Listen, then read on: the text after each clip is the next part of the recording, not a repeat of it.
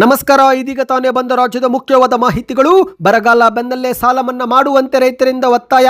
ಹುಬ್ಬಳ್ಳಿ, ಹಾವೇರಿ, ಕೊಪ್ಪಳ, ಯಾದಗಿರಿ ಸೇರಿದಂತೆ ಉತ್ತರ ಕರ್ನಾಟಕದ ಬಹುತೇಕ ಜಿಲ್ಲೆಗಳನ್ನ ಬರ ಪೀಡಿತ ಘೋಷಣೆ ಮಾಡಿ ಎಂದು ಒತ್ತಾಯಿಸಿದ್ದಾರೆ. ವಿಡಿಯೋನ ನೀವು ಸ್ವಲ್ಪನೂ ಸ್ಕಿಪ್ ಮಾಡಬೇಡಿ. ಕುಡಿಯುವ ನೀರನ್ನು ಕೃಷಿಗೆ ಬಳಕೆ ಮಾಡಬೇಡಿ ಎಂದು ರೈತರಿಗೆ ಮತ್ತೊಮ್ಮೆ ಎಚ್ಚರಿಕೆ ಕೊಟ್ಟ ಮುಖ್ಯಮಂತ್ರಿ ಡಿ.ಕೆ. ಶಿವಕುಮಾರ್ ಅವರು. ಸಿಎಂ ಡಿ.ಕೆ. ಶಿವಕುಮಾರ್ ಅವರ ಸಭೆ ಏನೆಲ್ಲ ಘೋಷಣೆ ಮಾಡಲಾಗಿದೆ, ವಿಡಿಯೋನ ನೀವು ಪೂರ್ತಿಯಾಗಿ ನೋಡಿ ಸ್ನೇಹಿತರೆ. ಅಧಿಕಾರಕ್ಕಿಂತ ನಿಯಮವೇ ದೊಡ್ಡದು ಎಂದು ಚಾಮುಂಡಿ ಬೆಟ್ಟಕ್ಕೆ ಬಂದರೂ ಕೂಡ ದರ್ಶನ ಮಾಡದೆ ಮರಳಿ ಹೋದ ಸಚಿವ ಯತೀಂದ್ರ ಅವರ ಸರಳತೆಗೆ ಮೈಸೂರು ಜನರು ಫಿದಾಗಿದ್ದಾರೆ. ಸಾಮಾಜಿಕ ಜಾಲತಾಣದಲ್ಲಿ ಮೆಚ್ಚುಗೆ ವ್ಯಕ್ತವಾಗ್ತಾ ಇದೆ. ಯಾಕೇನಾಯ್ತು ನೋಡೋಣ. ಇನ್ನು ಹೊಸದಾಗಿ ಬಿಪಿಎಲ್ ಪಡಿತರ ಚೀಟಿ ಪಡೆದುಕೊಳ್ಳುವ ನಿರೀಕ್ಷೆಯಲ್ಲಿದ್ದಂತವರಿಗೆ ಗುಡ್ ನ್ಯೂಸ್ ಕೊಟ್ಟ ಸರ್ಕಾರ. ಈ ಕೆಲಸ ಮಾಡಿದ್ರೆ 15 ದಿನದಲ್ಲಿ ಬಿಪಿಎಲ್ ಕರಡು ಮನೆ ಬಾಗಿಲಿಗೆ ಬರುತ್ತೆ. ಏನಿದು ಹೊಸ ಯೋಜನೆ, ಅದು ಕೂಡ ನೋಡೋಣ. ಗೃಹಲಕ್ಷ್ಮಿ ಯೋಜನೆಯ 31ನೇ ಕಂತು ಕೂಡ ಬಿಡುಗಡೆ. ಈ ಜಿಲ್ಲೆ ಫಲಾನುಭವಿಗಳಿಗೆ 3-4 ದಿನಗಳಲ್ಲಿ ಮತ್ತೊಂದು 2,000 ರೂಪಾಯಿ ಕಂತು ಜಮೆ ಆಗಲಿದೆ. ಯಾವಾಗ ಜಮೆ ಆಗುತ್ತೆ, ಯಾವ ಜಿಲ್ಲೆ, ಎಲ್ಲ ಮಾಹಿತಿಗಳನ್ನು ಡೀಟೇಲ್ ಆಗಿ ನೋಡೋಕ್ಕೂ ಮೊದಲು ನೀವು ಸುದ್ದಿ ಸಮಯ ಯೂಟ್ಯೂಬ್ ಚಾನಲ್ಗೆ ಮೊದಲು ಬಾರಿ ಭೇಟಿ ಕೊಡ್ತಾ ಇದ್ರೆ ದಯವಿಟ್ಟು ಸಬ್ಸ್ಕ್ರೈಬ್ ಆಗಿ ಪಕ್ಕದಲ್ಲಿ ಕಾಣಿಸುವ ಗಂಟೆ ಕೂಡ ಒತ್ತಿದ್ರೆ ಕರ್ನಾಟಕದ ಮುಖ್ಯವಾದ ಸುದ್ದಿಗಳು ನಿಮಗೆ ಸಿಗುತ್ತವೆ. ವಿಡಿಯೋಗೆ ಲೈಕ್ ಮಾಡಿ ಮತ್ತು ವಿಡಿಯೋ ಪೂರ್ತಿಯಾಗಿ ನೋಡಿ. ಬನ್ನಿ ಸ್ನೇಹಿತರೆ, ಎಲ್ಲ ಸುದ್ದಿಗಳನ್ನು ಡೀಟೇಲ್ ಆಗಿ ನೋಡೋಣ. ಇದೀಗ ಜೂನ್ ತಿಂಗಳಲ್ಲಿ ಸರಿಯಾದ ಸಮಯಕ್ಕೆ ಮಳೆ ಆಗದ ಹಿನ್ನೆಲೆಯಲ್ಲಿ ಉತ್ತರ ಕರ್ನಾಟಕದ ಬಹುತೇಕ ಜಿಲ್ಲೆಗಳಲ್ಲಿ ಬರಗಾಲ ಆವರಿಸಿದ್ದು ರೈತರು ನಷ್ಟ ಅನುಭವಿಸುತ್ತಿದ್ದಾರೆ. ಹೌದು ಗೆಳೆಯರೆ, ಕೆಲವು ರೈತರು ಬೆಳೆ ಸಾಲ ಮಾಡಿ ಕೃಷಿ ಮಾಡಿದ್ದು ಅವರು ಕೂಡ ನಷ್ಟ ಅನುಭವಿಸಿದ ಪರಿಣಾಮ ಈಗ ಸರ್ಕಾರಕ್ಕೆ ಸಾಲ ಮನ್ನಾ ಮಾಡುವಂತಹ ಆಗ್ರಹ ಕೂಗುಗಳು ಕೇಳಿ ಬರುತ್ತಿವೆ. ಇತ್ತೀಚೆಗೆ ಮುಖ್ಯಮಂತ್ರಿ ಡಿ.ಕೆ. ಶಿವಕುಮಾರ್ ಅವರು ಬೀದರ, ಕಲಬುರಗಿ, ಬೆಳಗಾವಿ ಸೇರಿದಂತೆ ಉತ್ತರ ಕರ್ನಾಟಕದ ಜಿಲ್ಲೆಗಳಿಗೆ ಭೇಟಿ ಕೊಟ್ಟಲ್ಲೆಲ್ಲ ಸಾಲವನ್ನೇ ಮನ್ನಾ ಮಾಡುವ ಬೇಡಿಕೆ ಪ್ರಮುಖವಾಗಿ ಕೇಳಿ ಬಂದಿದೆ. ಒಬ್ಬ ರೈತರು ಎದೆ ಬರೆದುಕೊಂಡು ಸಾಲವನ್ನ ಮನ್ನಾ ಮಾಡಿ ಎಂದು ಆಕ್ರೋಶ ವ್ಯಕ್ತಪಡಿಸಿದಾಗ ಅದಕ್ಕೆ ಮುಖ್ಯಮಂತ್ರಿ ಡಿ.ಕೆ. ಶಿವಕುಮಾರ್ ಅವರು ಆಯಿತು, ಸಾಲ ಮನ್ನಾ ಮಾಡುವುದು ಅಷ್ಟೊಂದು ಸುಲಭವಲ್ಲ, ಈ ಬಗ್ಗೆ ಪರಿಶೀಲನೆ ಮಾಡುತ್ತೇವೆ. ಯಾವ ಸಾಲ, ಯಾವ ವರ್ಷದ ಸಾಲ, ಎಷ್ಟು ಮೊತ್ತ ಸಾಲ ಎಲ್ಲವನ್ನು ಕೂಡ ನೋಡಿಕೊಂಡು ಸಾಲ ಮನ್ನಾ ಬಗ್ಗೆ ತೀರ್ಮಾನ ತೆಗೆದುಕೊಳ್ಳಲಾಗುವುದು ಎಂದು ಭರವಸೆ ಕೊಟ್ಟಿದ್ದಾರೆ. ಅಂದ್ರೆ ಸ್ನೇಹಿತರೆ, ಒಂದು ರೀತಿ ಸಾಲ ಮನ್ನಾ ಮಾಡುವ ಬಗ್ಗೆ ಚಿಂತನೆ ಮಾಡುವುದಾಗಿ ಡಿ.ಕೆ. ಶಿವಕುಮಾರ್ ಅವರು ಹೇಳಿಕೆ ಕೊಟ್ಟಿದ್ದು ಈಗ ಇದೇ ಬೆನ್ನಲ್ಲೇ ಹುಬ್ಬಳ್ಳಿ ಸೇರಿದಂತೆ ಕೊಪ್ಪಳ, ಯಾದಗಿರಿ ಮತ್ತು ಹಾವೇರಿಯಲ್ಲಿ ರೈತರು ಇವತ್ತು ಮತ್ತೊಮ್ಮೆ ದೊಡ್ಡ ಮಟ್ಟದಲ್ಲೇ ಪ್ರತಿಭಟನೆ ಮಾಡಿ ಸಾಲ ಮನ್ನಾಕ್ಕಾಗಿ ಆಗ್ರಹ ಮಾಡಿದ್ದಾರೆ. ಹೌದು ಗೆಳೆಯರೆ, ಹುಬ್ಬಳ್ಳಿಯಲ್ಲಿ ರೈತರು ಬೆಳೆ ಸಾಲ ಮನ್ನಾ ಜೊತೆಗೆ ಮಹದಾಯಿ ಮತ್ತು ಕಳಸಾ ಬಂಡೂರು ಯೋಜನೆ ಅನುಷ್ಠಾನ ಸೇರಿ ಹಲವು ಬೇಡಿಕೆಗಳನ್ನು ಆಗ್ರಹಿಸಿ ರೈತರು ಇಂದು ಪ್ರತಿಭಟನೆ ಮಾಡಿದ್ದಾರೆ.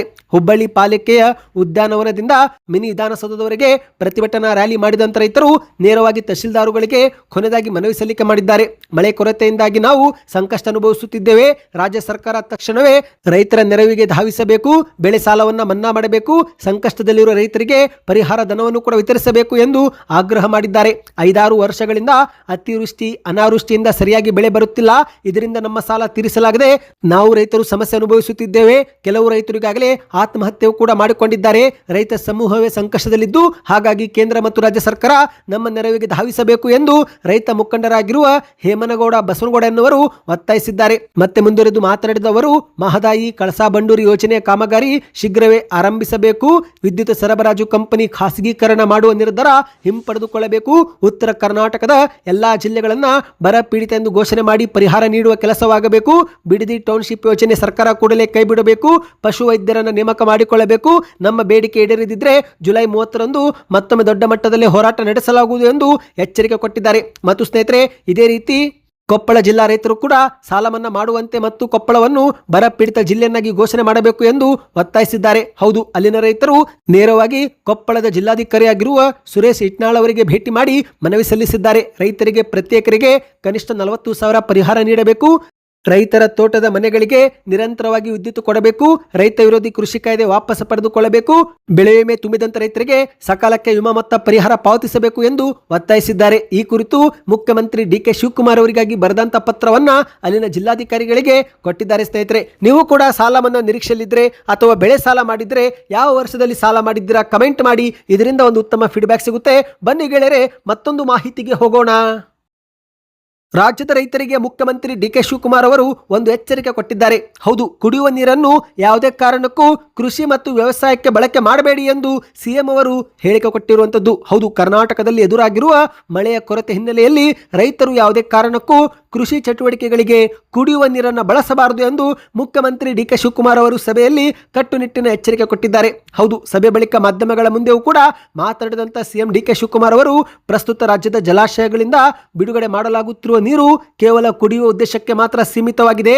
ಈ ಒಂದು ನೀರನ್ನು ಮಂಡ್ಯ ಜಿಲ್ಲೆ ಸೇರಿದಂತೆ ಯಾವುದೇ ಜಿಲ್ಲೆ ಆಗಿರಲಿ ಜಲಾಶಯಗಳಿಂದ ಬರುವ ನೀರು ಯಾವುದೇ ಕಾರಣಕ್ಕೂ ವ್ಯವಸಾಯಕ್ಕೆ ಕೃಷಿಗೆ ಬಳಸಿಕೊಳ್ಳಬಾರದು ಎಂದು ಮುಖ್ಯಮಂತ್ರಿಯವರು ಹೇಳಿದ್ದಾರೆ.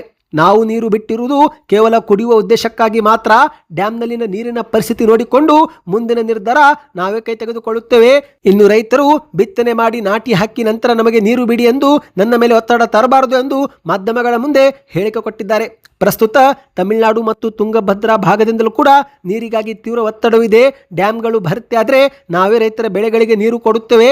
ಅಲ್ಲಿಯವರೆಗೆ ದಯವಿಟ್ಟು ಪರಿಸ್ಥಿತಿ ಅರ್ಥ ಮಾಡಿಕೊಂಡು ನಮಗೆ ಸಹಕರಿಸಬೇಕು ಎಂದು ರೈತರಲ್ಲಿ ಮನವಿ ಮಾಡಿದ್ದಾರೆ. ಇನ್ನು ಇದೇ ನಡುವೆ ಮಾಧ್ಯಮದವರು ಸಂಸತ್ ಅಧಿವೇಶನದಲ್ಲಿ ತಮಿಳುನಾಡು ಸರ್ಕಾರ ಕಾವೇರಿ ವಿಷಯ ಚರ್ಚೆ ಮಾಡಲು ಒತ್ತಾಯಿಸುತ್ತಿದೆ ಎಂದು ಕೇಳುತ್ತಿದ್ದಂತೆ ಅದಕ್ಕೆ ಉತ್ತರ ಕೊಟ್ಟಂತ ಸಿಎಂ ಡಿ ಕೆ ಶಿವಕುಮಾರ್ ಅವರು, ನೋಡ್ರಿ, ಅದರ ಬಗ್ಗೆ ನಾನು ಈಗಲೇ ಹೆಚ್ಚು ಮಾತನಾಡುವುದಿಲ್ಲ. ಕಾವೇರಿ ನೀರು ನಮ್ಮ ಹಕ್ಕು. ಸುಪ್ರೀಂ ಕೋರ್ಟ್ ಕೂಡ ಕಾವೇರಿ ಮಂಡಳಿಯಲ್ಲಿ ಈ ಬಗ್ಗೆ ಚರ್ಚಿಸಲು ಅವಕಾಶ ನಮಗೆ ಕೊಟ್ಟಿದೆ.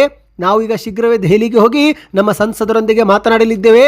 ಇನ್ನು ಮೇಕೆದಾಟು ಯೋಜನೆ ಕೇವಲ ಕರ್ನಾಟಕಕ್ಕಲ್ಲ, ತಮಿಳುನಾಡಿಗೂ ಕೂಡ ಅನುಕೂಲವಾಗುತ್ತೆ ಎಂದು ಸಿಎಂ ಅವರು ಪುನರುಚ್ಚರಿಸಿದ್ದಾರೆ. ಬನ್ನಿ ಗೆಳೆಯರೆ, ಮತ್ತೊಂದು ಮಾಹಿತಿಗೆ ಹೋಗೋಣ. ಮಾಜಿ ಮುಖ್ಯಮಂತ್ರಿ ಸಿದ್ದರಾಮಯ್ಯನವರ ಪುತ್ರರಾಗಿರುವ ಯತೀಂದ್ರ ಸಿದ್ದರಾಮಯ್ಯನವರು ಮಾಡಿರುವ ಒಂದು ಕೆಲಸ ಸಾಮಾಜಿಕ ಜಾಲತಾಣದಲ್ಲಿ ಭಾರಿ ಮೆಚ್ಚುಗೆಗೆ ಕಾರಣವಾಗ್ತಾ ಇದೆ. ಹೌದು, ಅಧಿಕಾರಕ್ಕಿಂತ ನಿಯಮವೇ ದೊಡ್ಡದು ಎಂದು ಚಾಮುಂಡಿ ಬೆಟ್ಟಕ್ಕೆ ಬಂದರೂ ಕೂಡ ದರ್ಶನ ಮಾಡದೆ ಸಚಿವರು ಮರಳಿ ಹೋಗಿದ್ದು ಸದ್ಯ ಈ ಒಂದು ವಿಚಾರಕ್ಕೆ ಮೈಸೂರು ಜನರು ಫಿದಾಗಿ ಹೋಗಿದ್ದಾರೆ. ಹೌದು, ಸಾಂಸ್ಕೃತಿಕ ನಗರಿ ಮೈಸೂರಿನ ಆದಿದೇವತೆ ಚಾಮುಂಡೇಶ್ವರಿ ಸನ್ನಿಧಿಯಲ್ಲಿ ನಿನ್ನೆ ಮೊದಲ ಆಷಾಢ ಶುಕ್ರವಾರದ ಶುಭ ಸಂದರ್ಭದಲ್ಲಿ ಸಚಿವ ಯತೀಂದ್ರ ಅವರು ತೋರಿದಂತ ಸೌಜನ್ಯದ ನಡೆಗೆ ಸಾರ್ವಜನಿಕರು ಮೆಚ್ಚುಗೆ ವ್ಯಕ್ತಪಡಿಸುತ್ತಿದ್ದಾರೆ. ದೇವಸ್ಥಾನದವರೆಗೆ ಬಂದರೂ ಕೂಡ ದೇವರ ದರ್ಶನ ಪಡೆಯದೆ ವಾಪಸ್ ಹೋಗುವ ಮೂಲಕ ಹೊಸ ಸಂಪ್ರದಾಯಕ್ಕೆ ಮುನ್ನುಡಿ ಬರೆದಿದ್ದಾರೆ. ಹೌದು ಗೆಳೆಯರೆ, ಆಷಾಢ ಶುಕ್ರವಾರದಂದು ಭಕ್ತರ ದಟ್ಟಣೆ ವಿಪರೀತವಾಗಿರುವುದರಿಂದ ಅಲ್ಲಿನ ಮೈಸೂರು ಜಿಲ್ಲಾಡಳಿತ ಗಣ್ಯರ ದರ್ಶನಕ್ಕೆ ಬೆಳಗ್ಗೆ 10 ಗಂಟೆವರೆಗೆ ಮಾತ್ರ ಸಮಯ ಎಂದು ನಿಗದಿಪಡಿಸಿತ್ತು. ಆದರೆ ಯತೀಂದ್ರ ಸಿದ್ದರಾಮಯ್ಯನವರು ಬೆಟ್ಟಕ್ಕೆ ತಲುಪುವಾಗ ಈ ಒಂದು 10 ಗಂಟೆ ನಿಗದಿತ ಸಮಯ ಮುಗಿದು ಹೋಗಿತ್ತು. ತಾವು ಒಬ್ಬ ಸಚಿವರಾಗಿದ್ದರೂ ಕೂಡ ತಮಗಾಗಿ ನಿಯಮ ಬದಲಾವಣೆ ಮಾಡಲು ಅವರು ಒಪ್ಪಲಿಲ್ಲ. ಜೊತೆಗೆ ಗರ್ಭಗುಡಿಯವರೆಗೆ ಹೋಗಲು ಅವಕಾಶವಿದ್ದರೂ ಕೂಡ ಅವರೇ ಹೊರಗಿನಿಂದಲೇ ನಮಸ್ಕರಿಸಿ ಮರಳುವಂತಹ ನಿರ್ಧಾರ ಮಾಡಿದ್ದಾರೆ. ಸದ್ಯ ಈ ಒಂದು ವಿಚಾರ ಸಾಮಾಜಿಕ ಜಾಲತಾಣದಲ್ಲಿ ಭಾರಿ ಮೆಚ್ಚುಗೆಗೆ ಕಾರಣವಾಗಿದೆ. ಮಾಧ್ಯಮಗಳ ಮುಂದೆ ಮಾತನಾಡಿದಂಥ ಯತೀಂದ್ರ ಅವರು, ನಾವೇ ನಿಯಮವನ್ನು ರೂಪಿಸಿ ನಾವೇ ಅದನ್ನು ಉಲ್ಲಂಘಿಸುವುದು ಸರಿಯಲ್ಲ. ನಾನು ತಡವಾಗಿ ಬಂದ ಕಾರಣ ದರ್ಶನ ಮಾಡದೆ ವಾಪಸ್ ಹೋಗುತ್ತಿದ್ದೇನೆ. ನಾವು ಒಂದು ವೇಳೆ ಪ್ರಭಾವ ಬಳಸಿ ಮಧ್ಯದಲ್ಲೇ ದರ್ಶನಕ್ಕೆ ಹೋದರೆ ಇಷ್ಟು 10 ಗಂಟೆಗಟ್ಟಲೆ ಸರತಿ ಸಾಲಲ್ಲಿ ನಿಂತಿರುವ ಜನಸಾಮಾನ್ಯರಿಗೆ ತೊಂದರೆ ಆಗುತ್ತೆ. ಭಕ್ತರ ಹಿತವೇ ನಮಗೆ ಮುಖ್ಯ ಎಂದು ಮಾಧ್ಯಮಗಳ ಮುಂದೆ ತಿಳಿಸಿದ್ದಾರೆ. ಅಷ್ಟು ಮಾತ್ರವಲ್ಲ ಸ್ನೇಹಿತರೆ, ಇತರೆ ಗಣ್ಯರಿಗೂ ವಿಐಪಿಗಳಿಗೂ ಕೂಡ ಕಿವಿ ಮಾತನಾಡಿದ್ದಾರೆ. ಯಾರೇ ವಿಐಪಿ ಆಗಿರಲಿ, ಶುಕ್ರವಾರ ಮತ್ತು ವಾರಾಂತ್ಯ ದಿನಗಳಲ್ಲಿ ಬೆಳಗ್ಗೆ 10 ಗಂಟೆಯೊಳಗೆ ಬಂದರೆ ಮಾತ್ರ ಅವಕಾಶ. ಬೇರೆಯವರಿಗೆ ಸಮಸ್ಯೆ ಆಗಬಾರದು. ಜನಸಾಮಾನ್ಯರಿಗೆ ಮತ್ತು ಭಕ್ತರಿಗೆ ಕಿರಿಕಿರಿ ಉಂಟು ಮಾಡದೆ ದರ್ಶನ ಮಾಡುವುದು ಪ್ರತಿಯೊಬ್ಬ ಜವಾಬ್ದಾರಿಯುತ ವ್ಯಕ್ತಿಯ ಕರ್ತವ್ಯ ಆಗಿರುತ್ತೆ ಎಂದು ಮಾಧ್ಯಮಗಳ ಮುಂದೆ ಹೇಳಿದ್ದಾರೆ. ಸ್ನೇಹಿತರೆ, ಬನ್ನಿ ಮತ್ತೊಂದು ಮಾಹಿತಿಗೆ ಹೋಗೋಣ. ನೀವು ಕೂಡ BPL ಕಾರ್ಡ್ ಪಡೆದುಕೊಳ್ಳಬೇಕು ಎಂದು ಅರ್ಜಿ ಹಾಕಿದ್ರೆ ಯಾವಾಗ ಅರ್ಜಿ ಹಾಕಿದ್ದೀರಾ ಕಮೆಂಟ್ ಮಾಡಿ. ಯಾಕಂದ್ರೆ ವರ್ಷಾನುಗಟ್ಟಲೆ ಕಳೆದರೂ ಕೂಡ ಸಾಕಷ್ಟು ಫಲಾನುಭವಿಗಳಿಗೆ BPL ಕಾರ್ಡ್ ಇನ್ನೂ ಕೂಡ ಕೊಟ್ಟಿಲ್ಲ. ಹೌದು, ಇದೀಗ ಹೊಸ ರೇಷನ್ ಕಾರ್ಡ್ ನಿರೀಕ್ಷೆಯಲ್ಲಿದ್ದವರಿಗೆ ಸರ್ಕಾರವೇ ಸಿಹಿ ಸುದ್ದಿ ಕೊಟ್ಟಿದೆ. ಅರ್ಜಿ ಹಾಕಿದ 15 ದಿನದಲ್ಲೇ BPL ಕಾರ್ಡ್ ವಿತರಣೆ ಮಾಡಲು ಅಧಿಕಾರಿಗಳಿಗೆ ಸರ್ಕಾರ ನಿರ್ದೇಶನ ನೀಡಿದೆ. ಹೌದು, ತುರ್ತು ಆರೋಗ್ಯ ಸೇವೆಗಳ ಕಾರಣಕ್ಕಾಗಿ BPL ಕಾರ್ಡ್ಗೆ ಅರ್ಜಿ ಸಲ್ಲಿಕೆ ಮಾಡುವಂತಹ ಸಾರ್ವಜನಿಕರಿಗೆ ಸರ್ಕಾರ ಉತ್ತಮ ಅವಕಾಶ ಕೊಟ್ಟಿದೆ. ಅನಾರೋಗ್ಯ ಪೀಡಿತರಿಗೆ ಯಾವುದೇ ವಿಳಂಬವಿಲ್ಲದೆ 15 ದಿನದ ಒಳಗೆ ಕಾರ್ಡ್ ಅನ್ನು ವಿತರಣೆ ಮಾಡಬೇಕು ಎಂದು ಆಹಾರ ಇಲಾಖಾ ಅಧಿಕಾರಿಗಳಿಗೆ ಸರ್ಕಾರ ಕಟ್ಟುನಿಟ್ಟಿನ ಆದೇಶ ಕೊಟ್ಟಿದೆ ಎಂದು ಶಿವಮೊಗ್ಗ ಜಿಲ್ಲೆಯ ಗ್ಯಾರಂಟಿ ಯೋಜನೆಗಳ ಅನುಷ್ಠಾನ ಪ್ರಾಧಿಕಾರದ ಅಧ್ಯಕ್ಷಕ CS ಚಂದ್ರ ಭೂಪಾಲ್ ಎನ್ನುವರು ಸಭೆಯೊಂದರಲ್ಲಿ ತಿಳಿಸಿದ್ದಾರೆ. ಹೌದು, ಇತ್ತೀಚೆಗೆ ಗ್ಯಾರಂಟಿ ಯೋಜನೆಗಳ ಪ್ರಗತಿ ಪರಿಶೀಲನಾ ಸಭೆಯಲ್ಲಿ ವಿಡಿಯೋ ಸಂವಾದದ ನಂತರ ಮಾಧ್ಯಮಗಳ ಮುಂದೆ ಮಾತನಾಡಿದಂತೆ ಇವರು, ಶಿವಮೊಗ್ಗ ಜಿಲ್ಲೆಯಲ್ಲಿ ಸರ್ಕಾರದ ಗ್ಯಾರಂಟಿ ಯೋಜನೆಗಳ ಅನುಷ್ಠಾನ ಯಶಸ್ವಿಯಾಗಿ ಮುನ್ನಡೆತಾ ಇದೆ. ಗೃಹಲಕ್ಷ್ಮಿ ಯೋಜನೆಯ 31ನೇ ಕಂತು ಕೂಡ ಬಿಡುಗಡೆ ಆಗುತ್ತಿದ್ದು ಇನ್ನೊಂದೆರಡು ದಿನಗಳಲ್ಲಿ ಫಲಾನುಭವಿಗಳಿಗೆ ಜಮೆ ಆಗುತ್ತೆ ಎಂದು ಮಾಹಿತಿ ಕೊಟ್ಟಿದ್ದಾರೆ. ಈ ಬಾರಿ ಶಿವಮೊಗ್ಗ ಜಿಲ್ಲೆಯ 3,79,858 ಫಲಾನುಭವಿಗಳಿಗೆ 31ನೇ ಕಂತು ಜಮೆ ಆಗುತ್ತೆ. ಅದಕ್ಕಾಗಿಯೇ ಸರ್ಕಾರ 75,97,00,000 ಹಣ ಬಿಡುಗಡೆ ಮಾಡಿದೆ ಎಂದು ಮಾಹಿತಿ ಕೊಟ್ಟಿದ್ದಾರೆ.